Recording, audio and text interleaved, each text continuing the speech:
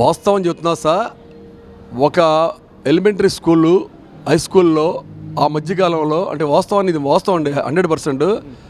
వాళ్ళ పరిస్థితి బాగాలేక ఆ టీచర్ని బదిలీ చేయాలని చెప్పేసి వచ్చి మా దగ్గరకు వస్తే మేము ఒక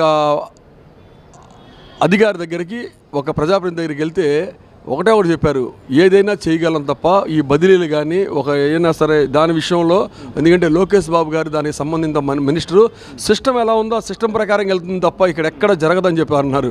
మేము ఒకటే కోరుతా ఉన్నాం, ఈ 16,000 చిల్లర పోస్టులు ఇచ్చిన దాంట్లో ఎవరు సానుభూతి పరులు దాంట్లో ఉన్నారు, ఏ సామాజిక వర్గం ఉంది, మీరు అక్కడ ఉన్నటువంటి ప్రభుత్వంలో డాష్బోర్డ్లో ఉంటుంది కదా, ఓసీనా, బీసీనా, ఎస్టీనా, మైనార్టీనా, లేకపోతే ఇంకొక కులమా, కమ్మ కులమా, కాపు కులమా, రెడ్డి కులమా అన్నది ఉంటుంది కదా, మీరు పూర్తి స్థాయిలో తీసి ఓన్లీ 16,000 చిల్లర ఒక కమ్మవారికో లేదా కాపు వారికో ఇవ్వలేదు కదా.